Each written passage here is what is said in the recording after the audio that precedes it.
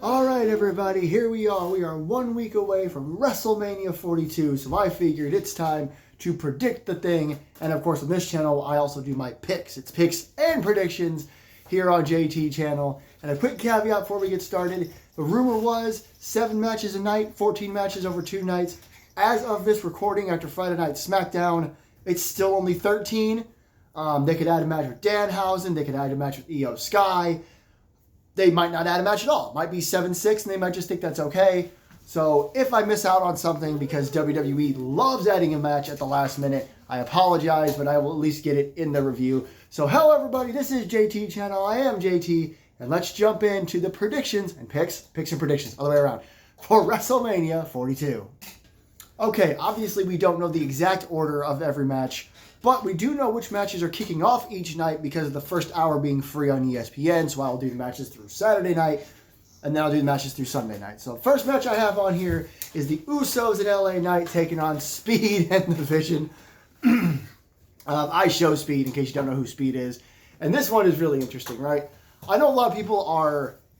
I don't want to say a lot of people, but there's a group of fans that's kind of tired of all the celebrities, which always makes me laugh. If you don't like celebrities at WrestleMania, stop watching wrestling. That's all I got to say about it. I got into an argument with a guy on social media the other day because he was like, I'm so tired of celebrities. And I was like, did you not watch WrestleMania 1? And he got all butthurt. But I'm fine with celebrities at WrestleMania as long as they're not ruining storylines, which we'll get to in just a little bit. But nonetheless, this is a fun match. I Show Speed has always been good about taking bumps and doing what he's asked to do. He's totally down with looking like a moron. If you haven't seen the live stream where he got attacked by LA Knight, excuse me, you don't need to watch the whole stream, but the clip of LA Knight throwing him into his laptop, he busted his lip and he started crying. It was just fantastic. This whole story has been great. I Show Speed keeps accidentally getting involved or being forced, like Logan Paul shoved him into LA Knight. So this will be fun. I assume the Usos and LA Knight are going to win, prediction-wise. They lost the titles, and the title's not on the line, which is crappy that the tag team titles on either side aren't on the line. I would have enjoyed some sort of build to a unification match, but that's not happening. So I assume the Usos and LA Knight will win, and that'll be the Usos' kind of way of being like, hey, we beat you, let's get our tag team title rematch and all that stuff. So, sorry, I had to check why I'm orange, but I don't know what's happening. Just ignore it. Just ignore it. Listen to me in the background. But that's also my pick. Probably, it would be funny if, like, I Show Speed got the win by accident, like Logan Paul knocks out not LA Knight. See, no disrespect to Jimmy Uso, but as far as, like, star power on that team, he is third. So if they're going to lose, he should probably take the pin. I know there's also a group of fans that would cream their pants if Jey Uso got a loss at WrestleMania because for some reason they only do 2 things. They breathe and they hate Jey Uso, and it doesn't make any sense to me. But I assume, pick and prediction-wise, it's going to be the Usos and LA Knight. Just because, again, the Usos need the big win. Speed will probably be involved in the finish somehow. If the Vision wins, I think it'd be funny to have Speed get the pinfall, like I was getting ready to say before I interrupted myself. You have Logan Paul knock out Jimmy Uso, and then like Jay take out Logan, and then Speed just kind of like maybe fall into the cover or something. But I think the Usos and LA Knight will win, so that's how we'll start off WrestleMania Night 1. The next match taking place on the first free hour or whatever is Jacob Fatu versus Drew McIntyre in an unsanctioned match. Now, I didn't say anything during the first matchup, but in case you're curious on how I feel about this whole first hour free, I think it's a mistake. I think the law of averages will tell you that there are people out there that are tuning into WrestleMania for this match and for one of the matches during the first hour of night 2, which we'll talk about, and then they're going to switch off. It's not going to do what WWE thinks it's going to do. It's like, oh, I got to check out WrestleMania. Even if they do an overrun, which I assume they will do, they'll have one of the matches on each night, or at least on one of the nights, run into the main card. People are just going to go, oh, well, I'll just check on social media. So I think it's a mistake, but let's move away from that and talk about this unsanctioned match between Drew McIntyre and Jacob Fatu. This one's hard. This one is hard. I'm sure they're going to get a lot of freedom They've already had a lot of freedom. SmackDown was nuts between these two. But prediction-wise, I assume Jacob Fatu is going to win. This whole story's been about Drew being the one that attacked Jacob Fatu a few months ago, and they keep getting one over on each other. It's not really any guarantee. And again, I think last night on SmackDown, Drew pretty much got the upper hand. So it kind of, I don't want to say it foreshadows it, but you know how wrestling works. Usually if you get a big win before the big pay-per-view, you don't win at the pay-per-view. And it wasn't a big win, but Drew was standing on top. Pick-wise, I would actually like Drew McIntyre to win. It seems like every year at WrestleMania, he either gets a big moment that's stolen away from him, or he doesn't get his big moment. Or like when he won the World Heavyweight Championship or WWE title at 36, which we'll never talk about again. It's hard. I do assume that Jacob's going to win. I just hope they get a lot of time. This is one of those matches where the build has been really good. Same for the last match, to be completely honest with you. This is one of those matches where I'm really excited. It could be on the main card. It could have main evented. That's what some companies do. Most companies, besides WWE, if it's unsanctioned, it goes on last because technically it's not supposed to even be on the card. So you have the main event, and then you have the unsanctioned match. So they could have done that with this match, and it would have been totally fine. I know why they're not. They're going back to classic WrestleMania tropes, and that's totally cool. But I would want Drew McIntyre to win, get a big moment, and then maybe move up to the main event scene. But same thing for Jacob Fatu, for my prediction. He could definitely win this match and go on to the main event scene. That he belongs up there as well. So I think Drew McIntyre should win. I think Jacob Fatu will win. We'll see. I do think this match will be very, very good because it is unsanctioned. And, I mean, they threw each other off a water tower or something a few weeks ago. On to the rest of the card now. Women's tag team title matchup, 4-way, the Bellas, the Irresistible Forces, Alexa Bliss and Charlotte Flair, and Bayley and Lyra Valkyria. This one is, definitely a lot more interesting due to the fact that it's a fatal 4-way, meaning that it's one fall to a finish. So it'll probably be really, really good. Like, honestly, this will probably be one of the better matches of the weekend just because they're going to have probably lots of time and lots of big moments, lots of big moves. Again, prediction-wise, I'm a little torn on what WWE wants to do here. However, pick-wise, it's pretty obvious. I want Bayley and Lyra Valkyria to win.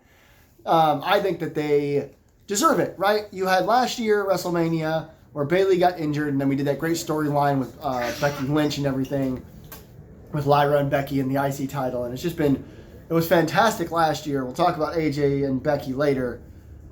Now this year you finally have Bayley and Lyra. Sorry, I literally just woke up like an hour ago. I wanted to get this video out as soon as I could. But Bayley and Lyra are together. They do have the opportunity of a lifetime. I know kind of contradicts what I said about, big win before the pay-per-view because they won a match on Raw last week. But you never know what's going to happen on Raw. This week, the last Raw before WrestleMania. So, who knows? I still think they should win. It's hard prediction-wise, right? I kind of feel like WWE might give it to the Bellas, and I know it's going to upset some people, but they're the big names. They're the ones, they're the legends. They're literally, I believe, they're in the Hall of Fame. So, giving it to them, to WWE, might make sense, especially since business is making more decisions than sense is. Sorry. We'll talk about that when we get to the main event of night one. But I'm going to predict that WWE is going to either keep the titles on the Irresistible Forces and kind of surprise everybody, or give them to the Bellas just because, even though they doesn't really make sense that they're in this match. They kind of just showed them like, hey, we're in the tag team title match. And then they were faces, and then they were heels, and then they were kind of both. But pick-wise, as I continuously get my words wrong, I am going to say I want Bayley and Lyra to win. I think it's their time. I think they deserve it. I think that they could have a really good run that could end with them losing it and then having a feud. You could even do that at SummerSlam if you want. You could even have them lose the titles within a couple of weeks or months or whatever, and then have them jump into that feud for SummerSlam, or you could save it for WrestleMania 43, which I don't ever want to talk about. At least not until it's time to talk about it. So, picking Bayley and Lyra, predicting either a retention or that WWE is just going to give it to the Bellas at least for a little while. As I mentioned, AJ Lee and Becky Lynch for the Women's Intercontinental Championship. And this one's pretty simple. I'm picking and predicting Becky Lynch. I think that that's the only reason they gave the title to AJ in Chicago, or one of the main reasons. I think the other reason is because it was AJ in Chicago, and Triple H is actually nice to his wrestlers in their hometowns. I know, for all of us that were raised on Vinnie Mac, we're used to wrestlers going to their hometowns and being murked. Literally, sometimes they get put in like handicap matches and literally get absolutely destroyed because they're in their hometown. Brooklyn, get out of there. Sorry, I can't always pause. But anyway, this is going to be a good match. I think that they have really good chemistry. I think every time they've been in the ring together has been fantastic. I think the match in Chicago at Elimination Chamber was really good. I think here at WrestleMania they'll have even more time, and it'll just be the same thing. Becky will be putting the Black Widow a bunch, but she won't tap this time. Eventually she'll hit like a bunch of manhandle slams. Maybe she'll cheat. She probably should cheat because she's the heel here. And she'll win back the Intercontinental title. She'll be like a 4-time champion or something. She's going to hold that title a lot. It'll be her whole thing. Sorry, everybody. I actually forgot exactly where I left off. But point is, I'm looking forward to this. If they get plenty of time, it'll be a really good match. And again, I just feel like it's Becky's time again. There's no offense to AJ Lee. I love AJ Lee. Why wouldn't I love AJ Lee? But she's probably going to go away for a bit after WrestleMania, which is her choice. She has earned the right to do that kind of stuff. She's a legend in pro wrestling, especially in WWE. But I do feel like, for the most part, the title was given to AJ Lee so that they could have the rematch at WrestleMania. Becky could win the title back, and we can do whatever's after WrestleMania. That's the only reason I would maybe not give the titles to Bayley and Lyra, even though I want them to have the belts and have a good feud afterwards. I do want to go back to Becky and Lyra at some point. I don't know how, because I know you technically can't as long as she's champion, which is another argument I would love to have, is like why Lyra hasn't gone for the Intercontinental Championship every time Becky hasn't had it. But getting off track here, Becky Lynch should win, and I think will win the Intercontinental title back, and we can go from there. A weird one next, as I try not to babble on this one. Seth Rollins versus Gunther. I know that this was really surprising to a lot of people, and I understand why it was really surprising. But now that we've had a week, and we've had the Raw afterwards, and we have the Raw coming up, this is pretty obvious what WWE is going to go for here. It's going to be Gunther doing a favor for Paul Heyman, trying to take out Seth Rollins, and then down the line, Gunther's going to be like, hey, remember what I did for you at WrestleMania? I want to fight Brock Lesnar. I'm not going to guarantee or assume that the Brock Lesnar match will be Brock's retirement. I just know that it's been rumored and thrown around that Brock wants to retire this year in his hometown. I think SummerSlam is literally in his hometown, not just his home state, his hometown.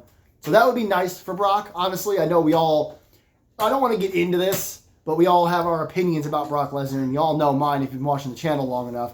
But I do understand how nice it would be for someone like Brock, who has been in the WWE for over 20 years total, like minus the time he was gone doing UFC crap.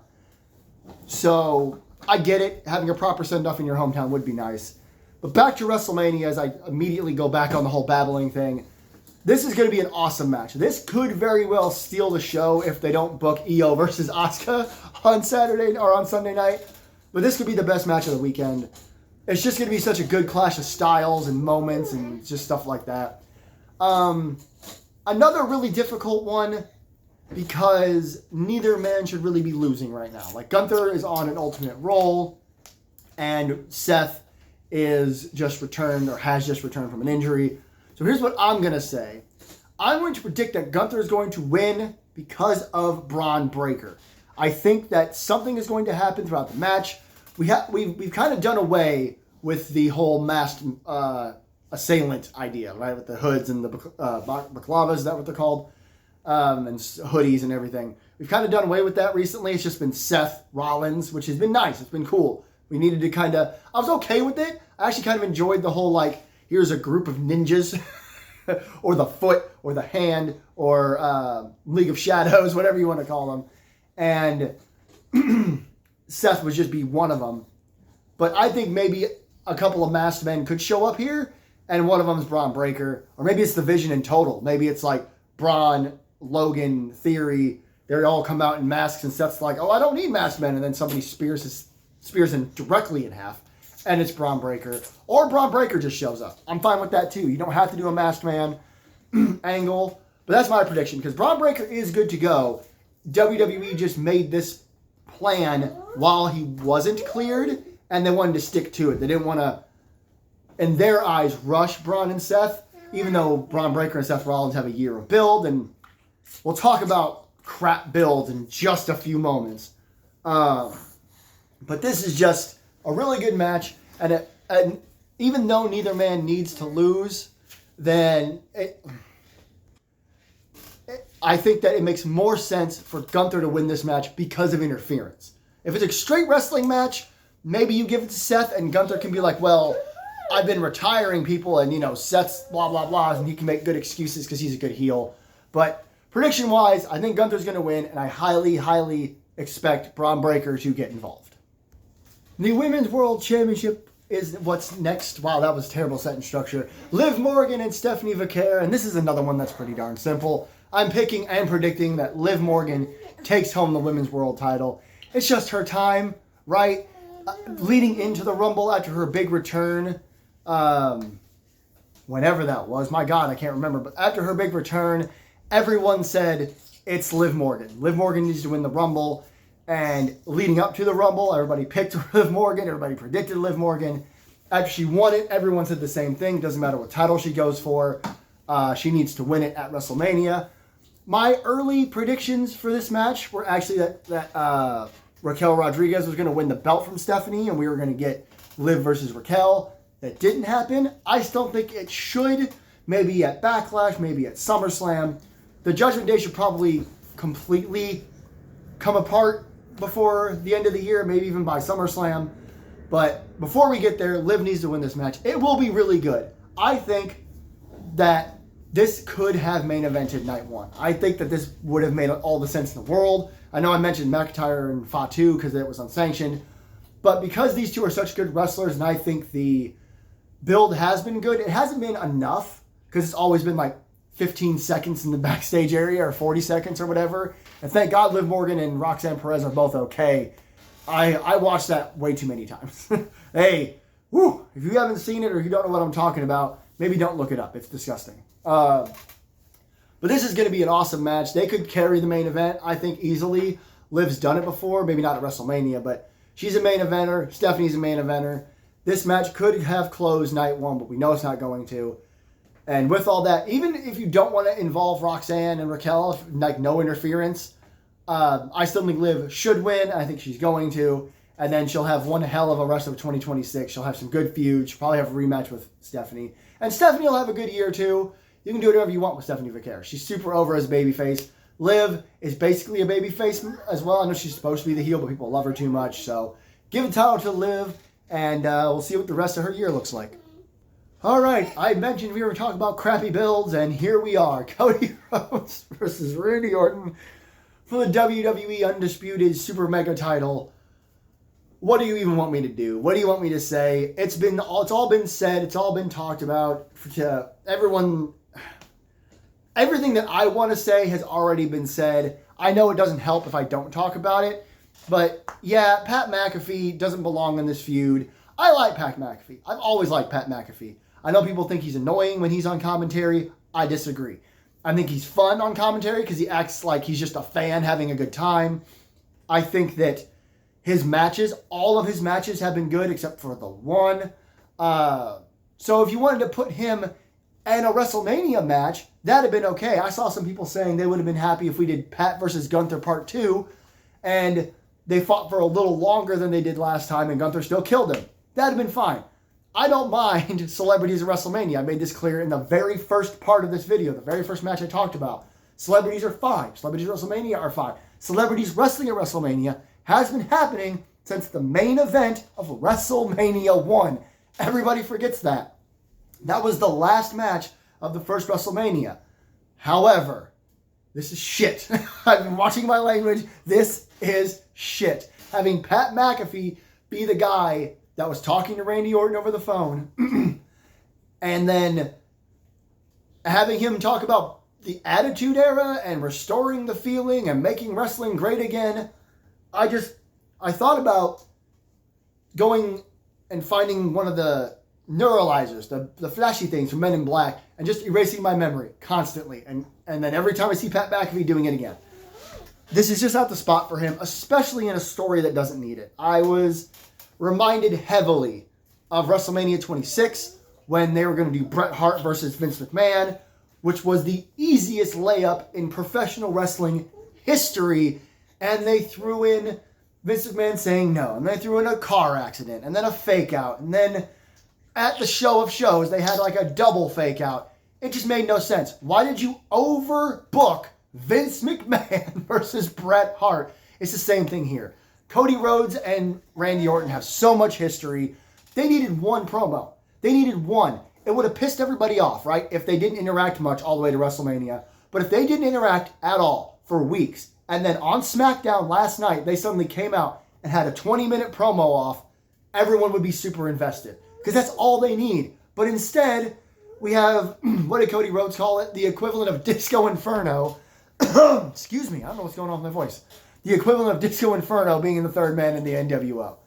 It just doesn't make any sense. The match will be great. If you let Cody Rhodes and Randy Orton just wrestle for a while, it's going to be really, really good. Lots of reversals, lots of back and forth, lots of just good storytelling in the ring. However, this is where it gets a little messy. Because the whole thing is that if if Randy Orton, loses this match, McAfee said he'll remove himself from wrestling forever. So a lot of people are going, Cody. I don't agree. I am picking and predicting, all done? Okay. Randy Orton. I know. But hear me out for a second. One, he's supposed to be the mega heel. So what you could do in this match is you could have the referee get bumped and you could have Orton and Pat McAfee punt Cody Rhodes. Why not, right? Just have it happen. Pat McAfee's there. TKO wants to be happy, so make him happy. You could have Pat McAfee get in there and punt Cody Rhodes in the head, leave the ring, get the referee to wake up. Orton could do a punt or just an RKO. Pat could do the only punt. Get off. And then Orton could win. And then on SmackDown after WrestleMania, you could have Orton RKO Pat McAfee and get rid of him and move on. And we can all just forget it ever happened. Sound good? There's another...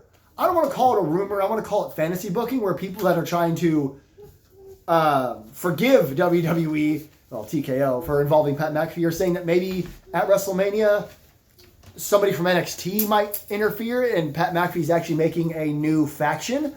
A heel faction would be great. The story doesn't make any sense, but a heel faction with Orton and maybe, again, fantasy booking like crazy here, maybe Orton, Saints, and Paige. Ricky Saints and Ethan Page. I know they're not legacy, but it would be a cool faction. And you can even call other people up if you wanted to. But we'll see. We'll get to it. But I'm sorry for all you Pat McAfee haters. Even though, yes, Cody winning means Pat McAfee would leave wrestling forever. No, he wouldn't. I still want Randy Orton to win this match. He deserves that 15th title reign. I love the idea that Cody just can't win at WrestleMania. I mean, he beat Seth Rollins and then Roman Reigns, but he's also lost to Roman Reigns once, and then he loses to Orton here. It'd just be funny to me that Cody just kind of has a back and forth history with WrestleMania. And you can do the rematch at SummerSlam if you wanted to and give the title back to Cody, but we'll see. But yeah, pick and predict Randy Orton winning that 15th title. Sorry. So that was the end of night one. Like I said, 7 matches there. We got 6 matches on night 2. And good Lord, do we have a lot to talk about. Because first up, this match, Obafemi, Brock Lesnar on the free hour on ESPN or ESPN2. I don't know and don't care. This one is the easiest thing in the entire world. It is easier than 2 plus 2. It is easier than if you asked me, hey, what's your name? It is easier than what color is my skin. I'm sorry, I'm getting out of control here. But Jesus Christ, Obafemi has to win this match. Yes, I know. It has been, a fantastic build. Probably one of the best builds in recent memory, to be completely honest with you. It's just been so good. And especially when you come right off of night 1's main event of Cody and Randy with the Pat McAfee crap, you jump right into this is just so good. Having Oba drop Brock a few times makes me a little nervous. It makes me a little nervous because WWE could be being like, oh, look what Oba did to Brock. But, oh, man, he couldn't beat him in the ring. But that's okay. He was just in the ring. No, screw you. Fuck off. Oba Femi needs to win this match. I don't know what else to say. It's my pick. It's my prediction. I would sell a limb or something. I don't know. I'm getting, again, out of control. Because, again, this match just, to me, it's the easiest layup in all of wrestling right now. Give Oba the big win, and then Brock can come out on Raw and smash some fool, right? He can come out and beat up, who did Royce Keys beat last night? Berto or Angel or someone. Brock will be fine. But people are saying, like, the weirdos are saying, oh, well, if Brock's going to retire, he shouldn't lose. Yes, he should. Yes, he should. That should be part of the story of his retirement. Oh, man, I didn't beat Oba Femi. What do I have left? Can I beat anyone else? And then he can smash a few people and then have his match with Gunther and go from there. So I'll stop. I will just say it one more time. Oba Femi has got to beat Brock Lesnar. For some reason, I could not find a graphic with Rey Mysterio in it, so I apologize for that. But the next match on the free hour is the Intercontinental Championship ladder match, which does feature Rey Mysterio and features JD McDonough, Rusev, Javad Evans, Dragon Lee, and the champion, Penta. This is going to be brilliant, right? There's never been a bad ladder match at WrestleMania, as far as I remember. I don't know if there's ever been a bad ladder match, to be completely honest with you. It's a multi-man. You have all these high flyers, and you've got Rusev, who's probably going to do something daft. You got JD McDonough, who is a little more interested in the Finn Balor feud right now. So I don't know how that's going to work out, especially since Finn and Dom are on the same night. Maybe JD takes a horrible bump and can't be out there with Dom. We'll talk about that when we talk about it. But this is going to be really, really good. As far as predicting and picking for this matchup, pick-wise, I'm totally fine with Penta retaining or Javad Evans winning. But my overall pick is Rey Mysterio. Again, I know he's not on the graphic. I apologize for that.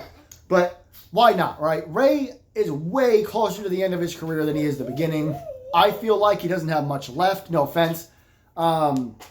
Rumor has it that the reason we're not doing Rey Mysterio versus Gunther is because WWE was kind of pushing the whole retirement angle hard, and Rey feels like he's got time left, so he's not going to do that. And he wants to be retired by Dominic, nobody else. He wants to stick to the idea of his son retiring him, which I like a lot. I love that idea.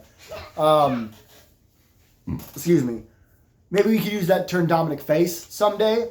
Like, I would love to see that. You have Dom beat Rey, Rey retires, and during Rey's, like, farewell, Dominic hugs him or something, and we are able to move on from Dom being a heel, because he's beloved anyway. But anyhow, my overall pick is Rey Mysterio. There's not anybody in this match I don't want to win, necessarily. That happens a lot nowadays. WWE will put a bunch of people in a multi-man and be like, whoa, and it's all these great wrestlers. And I'm like, they can all win. I don't care. But if you were to, again, ask me, I would also want Javad or Penta to win. Prediction-wise, I actually think they might keep the title on Penta. They are really on this kick of not changing too many belts in matches like this anymore. So I wouldn't be surprised if they keep it on Penta and they just want to prove how good he is. And maybe he'll lose the title to one of the people in this match down the line. Like, maybe we'll get a proper Penta versus Rey match. And that would actually be really good as well. That could be the rematch if Rey does win it. So I'm predicting that Penta retains. However, I'm hopeful that it does change hands to someone like Rey, who deserves a big title win before he does retire, or to someone young and hungry like Javad Evans. Next up, onto the main card. It's the 3 hours out of pre-show. But we have Finn Balor versus Dominic Mysterio. And it is just... I am really excited for this match. But the fact that they are promoting Demon Finn Balor just blows. It just blows. I think that WWE would have done better to tease it like they did. They had that teaser on Raw. And I was like, oh, cool. I watched the teaser. I didn't watch Raw. I wasn't able to catch Raw live. But I watched the teaser on social media. And I was like, cool, he's teasing the demon. That's awesome. But then they just made this graphic. And I'm like, why'd they do that? Why Why would you spoil the Demon? I don't get it. And also, as it's been pointed out to me in over the last week, putting the Demon in the first match doesn't really work. I don't think. I think regular Finn Balor versus Dominic Mysterio would have been more fun. And then you could have teased the Demon for the future, for a rematch somewhere down the line. I do understand putting the Demon in this match. But again, I don't like the whole this. I don't like this. I don't like what you see behind me. Pick and prediction-wise, Finn Balor. I don't know what else to tell you. I might have been more willing to talk about Dom winning if it wasn't Demon Finn, because the Demon was tarnished by Roman Reigns, so now the Demon has to beat Dominic Mysterio. So, I don't know. It just doesn't work. I guess Finn Balor's going to win. I was much more hyped. God damn it. Sorry about that, everybody. I guess you got to see Simon Miller for a second. I'm going to move on from this one so we can get through this video. But yeah, I'm picking and predicting Finn Balor, and I just don't particularly care for the fact that they put the Demon on the marquee. That doesn't make any sense. You should tease it and not just throw it in our faces. Sami Zayn and Trick Williams for the United States Championship is next. And this one, again, pretty easy for me because it just feels like Trick Williams has to win this match, right? I don't want to say it's as obvious as Oba beating Brock, but it kind of feels on the same level to a certain extent. It just makes the most sense, right? They're doing this really good double turn story. They're not doing it quite like Bret Hart and Stone Cold did back at WrestleMania 13, where that was kind of like on the night and was somewhat natural. This has been natural, but it's been gradual towards WrestleMania. Last night on SmackDown, Sami Zayn asked the crowd, "What did I do? Why are you guys booing me?" You know what? I don't care. I love it. And then Trick is he's Trick, right? You want to talk about aura. Two people in WWE that have the most aura are, you guessed it, Oba Femi and Trick Williams. So, again, really obvious pick and prediction for me. Trick Williams needs to win the title. You can do whatever you want with Sami Zayn afterwards, especially if he's going to be a heel. He also booted Lil Yachty in the face. What the hell? So this is going to be a really good match. Don't get me wrong. It is a bummer. No Carmelo Hayes. No Ilya Dragunov. Weird that, I think, that we never got to that. Also, Tama Tonga, Shinsuke Nakamura. A bunch of people nowhere to be seen. You could have done this match as a ladder match as well if you really wanted to. But I like this. I like Sami Zayn as a heel. This version of Sami Zayn as a heel is going to be really good. And then Trick Williams is he's going to be a megastar. Just as a quick aside, before I forget, last year at NXT Stand and Deliver, it was Trick Williams, Oba Femi, and Javon Evans in a triple threat match. I saw my post about it on social media. And on social media, after Stand and Deliver last year, I said Trick, Oba, and Javon were all going to be at WrestleMania someday. And here we are, 1 year later, and they're all in huge WrestleMania matches. So you can just tell when they're stars, and that man, Trick Williams, is a star. Rhea Ripley and Jade Cargill for the Women's Championship is also on night 2. And I understand that the build to this hasn't been great. Big win for Jade on SmackDown last night over Io Sky. Excuse me. But I don't think it needs to have a crazy build. It could have had a better build. I know I'm talking about WrestleMania builds a lot. I think it's important to mention them this year because of the Pat McAfee stuff. But it's okay with me. Like, I'm not too worried about it. They're just going to punch each other in the face and slam each other around and boot each other as hard as they can. Some people still think Jade can't wrestle. Those people are insane people that need therapy because Jade has always been able to wrestle. WWE has just been protective of her. They want her to be a special attraction so that when you do see her wrestle, it's like, oh my God, Jade's wrestling. Wow. I know that's not how some of the IWC, as we like to call it, that's not how they think. They think if people aren't wrestling that they're crap wrestlers. Nobody dare said that about Royce Keys. But with that being said, I do feel like Rhea should probably win this match. It would be a big win for Jade to win it. But again, she just beat Io Sky, so she has that big win. Excuse me again. Before she goes into the match defending her title. Rhea's going to need help. I assume that the referee's going to take a bump. Michin and B-Fab are going to show up. I know Rhea I think she beat him up in the backstage area. They won't be on SmackDown next week. That'll be the tease, like, oh, maybe they won't be at WrestleMania. Then they'll show up during this match. Then Io Sky will show up during this match. And then, here's my big prediction. I think Bianca Belair makes her much anticipated return during this matchup to help Rhea Ripley. I hope she's okay. I hope she's good to go to do that. If she doesn't show up during this match, then my predictions kind of do this. I don't know what this is. Scott Hall Scary Fingers. I think that you could have Jade retain the title if you want to build to Bianca versus Jade, although that match may not need a title. See what I mean? You can do all kinds of stuff here. This will probably have a lot of shenanigans, and that's fine. I don't care. I haven't mentioned shenanigans in any other match besides Seth and Gunther. Oh, well, and Cody and Randy, I suppose. But just make sure it all makes sense. Just have a good time with it. But overall, I do think Rhea Ripley should win the title. Again, it just makes sense. And then you can do other stuff with Jade down the line. And we finally get to the main event of WrestleMania as I start to continually lose my voice during this video. And this is the main event. For all the fucking weirdos that spent the last 365 days screaming at their phones and their laptops that CM Punk wasn't in the main event last year. Again, didn't say that about Roman Reigns or Seth Rollins. People just don't like CM Punk. It's weird.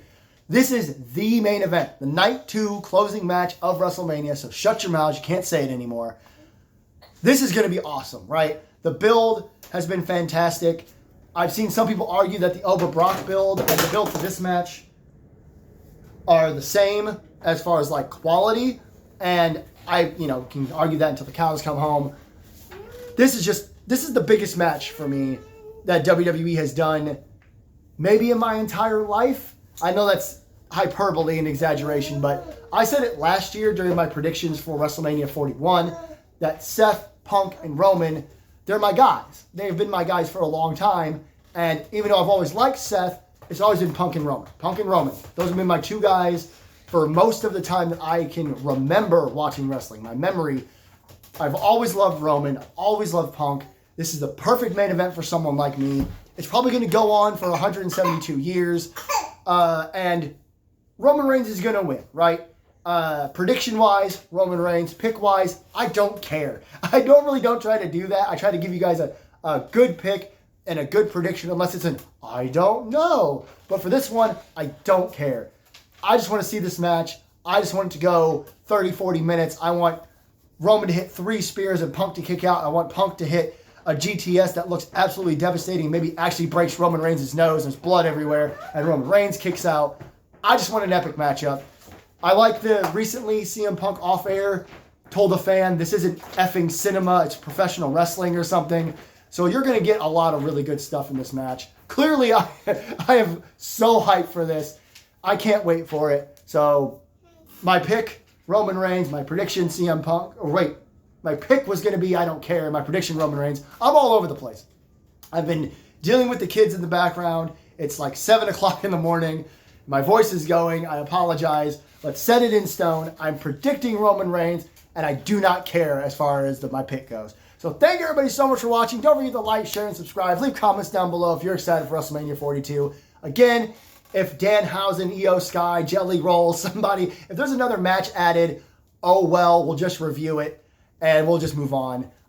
As far as me watching WrestleMania, to be completely and totally transparent and honest with you, it's up in the air. If I'm going to be able to watch WrestleMania live as it happens, but I will do my best and get the reviews out there to the best of my ability. And until next time, this is JT Channel. I am JT, and I will see you in the next one.